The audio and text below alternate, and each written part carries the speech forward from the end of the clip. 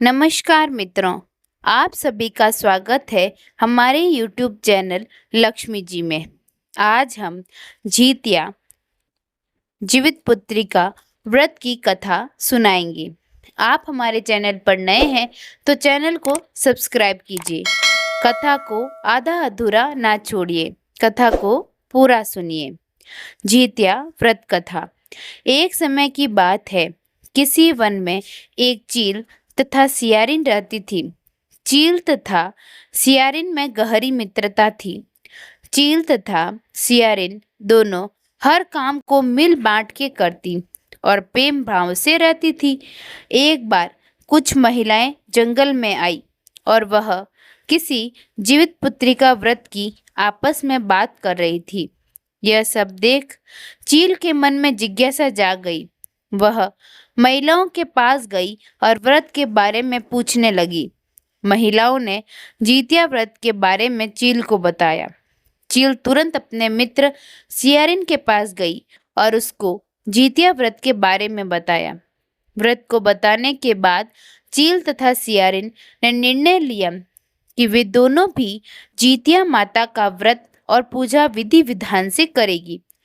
चील तथा सियारिन ने जीतिया माता का व्रत का संकल्प लिया और शाम को पूजा की।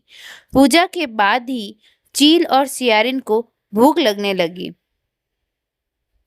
सियारिन अपनी भूख बर्दाश्त ना कर सकी और वह जंगल में जाकर शिकार करने चली गई।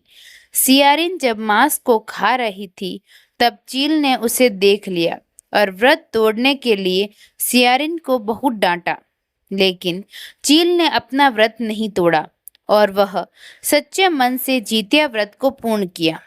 अगले जन्म में सियारिन और चील का जन्म बहन के रूप में एक प्रतापी राजा के यहाँ हुआ। सियारिन का विवाह एक राजकुमार से तथा चील का विवाह राज्य मंत्री के पुत्र से हुआ। कुछ समय बीता तो सियारिन ने एक पुत्र को जन्म दिया। जन्म के कुछ दिन बाद ही उसके पुत्र की मृत्यु हो गई। सियारिन के पुत्र की मृत्यु के बाद उसकी बहन चील ने भी एक पुत्र को जन्म दिया जो जीवित तथा स्वस्थ था। यह देख सियारिन को अपनी बहन चील से ईर्ष्या होने लगी। सियारिन ने अपने बहन के पुत्र तथा पति को जान से मरवाने की कोशिश की, परंतु दोनों ही बच गए। एक दिन देवी माँ सियारिन के स्वप्न में आई और उन्होंने सियारिन से कहा, यह तुम्हारे पूर्व जन्म के कर्म का फल है। अगर तुम इसे ठीक करना चाहती हो तो माँ जीतिया की व्रत और उपासना करो। प्रातः काल उठकर स्वप्न के बारे में सियारिन ने अपने पति को बताया। सियारिन के पति ने यह सुन सियारिन को व्रत करने की अनुमति दे दी और उसकी बहन चील से माफी मांगने को बोला। इसके बाद सियारिन अपने बहन चील के घर गई और उससे अपने गलतियों की माफी मांगी। सियारिन को उसकी गलतियों पर पछतावा देख चील ने उसे माफ कर दिया। अगले साल जीतिया व्रत पड़ा। यह व्रत सियारिन और उसकी बहन चील दोनों ने एक साथ रखा। माता जीतिया सियारिन के व्रत से प्रसन्न हुई और उसको पुत्र प्राप्ति का आशीर्वाद दिया।